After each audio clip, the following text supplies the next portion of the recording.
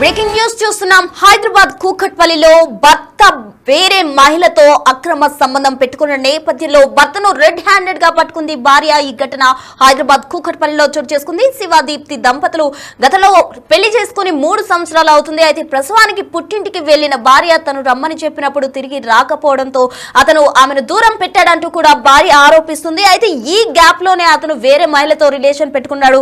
ఇంట్లోనే ప్రియురాలితో భర్త ఉంటున్న సమయంలో అయితే భార్య రెడ్ హ్యాండెడ్ గా పట్టుకునేందుకు సాహసించిందని చెప్పుకోవచ్చు.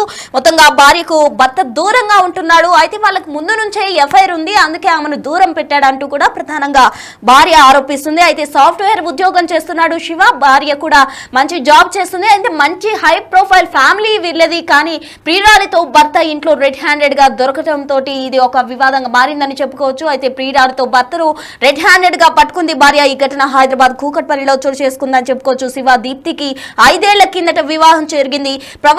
ప్రసవానికి పుట్టింటికి వెళ్లిన సమయంలో అతను ఒంటరిగా ఉంటున్న సమయంలో అయితే భార్యను రమ్మని చెప్పినప్పుడు భార్య రాకపోవడంతో అతను ఆమెను దూరంగా ఉంచాడు. దాంతో వేరే మహిళతో రిలేషన్ పెట్టుకున్నట్టు కూడా ఆమె ఆరోపిస్తుంది. మొత్తంగా వాళ్ళకి ముందు నుంచే ఎఫ్ఐఆర్ ఉంటుంది అంటూ కూడా ప్రధాన ఆరోపణగా చేస్తుంది భార్య దీప్తి. అయితే రెడ్ హ్యాండెడ్ గా పట్టుకుని భర్తను నిలదీసింది. ఒకసారి అసలు విజువల్స్ చూద్దాం, స్పాట్ లో ఏం మాట్లాడుకున్నారు అనేది.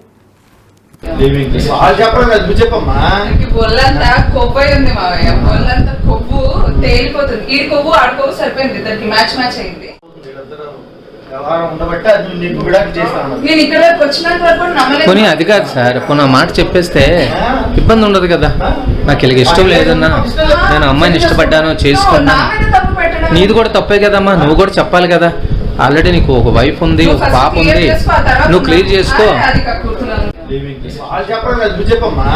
ఒళ్ళంతా కొవ్వు ఉంది మావయ్య, ఒళ్ళంతా కొవ్వు తేలిపోతుంది. ఈ కొవ్వు ఆడ కొవ్వు సరిపోయింది, ఇద్దరికి మ్యాచ్ అయింది.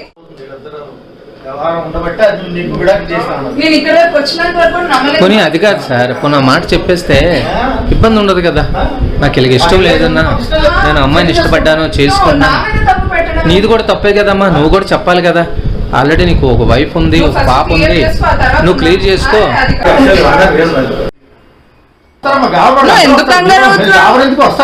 నీ వాళ్ళేంటి, నీ వాళ్ళేగా. ఇంకా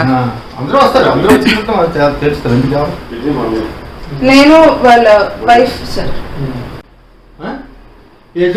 ఏంటి ఇంట్లో పెళ్లి చేసుకో శివాజీ వస్తాడని ఏంటి? అది ఎప్పుడు ఖాళీగా దొరుకుతారని చూసింది. నేను ఇంకా కూతుర్ని కానీ అమ్మాయిల ఇంట్లో ఉన్నాను కదా, అమ్మయ్య దొరికేట్రా బాబు.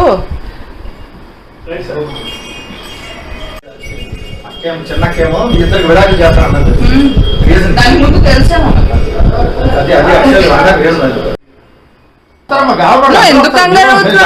చూసారు కదా, భర్తను రెడ్ హ్యాండెడ్ గా పట్టుకున్న భార్య అయితే భర్తను నిలదీస్తున్న దృశ్యాలు బిగ్ టీవీ స్క్రీన్ పై మనం చూడడం జరిగింది. అయితే దీనికి సంబంధించి కూడా మా ప్రతినిధి సుజాత తాజా సమాచారం అందిస్తారు.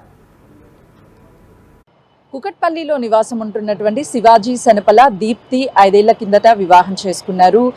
3 సంవత్సరాల క్రితము వాళ్ళిద్దరూ కూడా దూరంగా ఉన్నారు పాప పుట్టిన తర్వాత. ఎందుకు శివాజీ సనపల దీప్తి దూరంగా ఉన్నారన్న విషయాల్ని ప్రస్తుతం దీప్తి మనతో పాటు ఉన్నారు. ఈ రోజు దీప్తి అదేవిధంగా శివాజీ సనపల నివాసం ఉంటున్నటువంటి ఇంట్లోనే శివాజీ సనపల వేరొక అమ్మాయితో రెడ్ హ్యాండెడ్ గా దొరికాడు. వీళ్ళిద్దరి మధ్య అసలు గొడవలు ఏంటి అని అడిగి తెలుసుకుందాం. చెప్పండి, ఎన్ని సంవత్సరాల నుంచి మీరు దూరం ఉంటున్నారు? 3 years అయిందండి. 3 years నుంచి దూరం ఉంటున్నా. యాక్చువల్గా పెళ్ళి 2019లో అయింది. పెళ్ళైన తర్వాత నేను 2021లో కన్సీవ్ అయ్యానండి.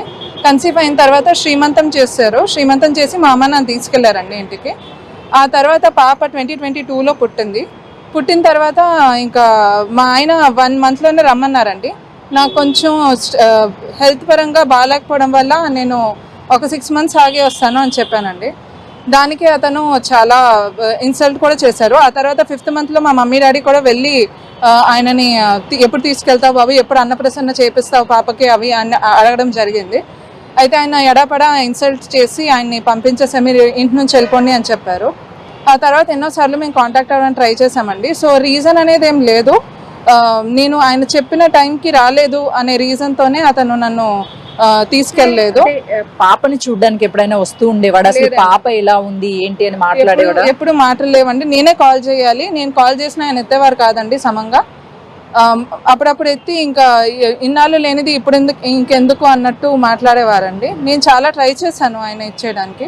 సో అలానే ఈరోజు కూడా నేను అసలు రీజన్ ఏంటి ఆయనతో మా ఇంటికి వెళ్ళి మాట్లాడదామని నేను మా మమ్మీ డాడీ వాళ్ళ ఇంటి నుంచి మా ఇంటికి వచ్చానండి. వచ్చి చూస్తే ఆయనేమో ఇంకొక ఆమెతో పడుకొని ఉన్నారండి. సో అదేనండి. అంటే మీకు గతంలో ఏమన్నా అనుమానం ఉండేదా మీ భర్త మీద? ఎవరితోనైనా కాల్స్ మాట్లాడడం, మెసేజెస్ చేయడం ఇవన్నీ? అంటే ఒక ఆమె నుంచి కంటిన్యూస్గా మెసేజెస్ వచ్చాయండి, సుష్మా అని.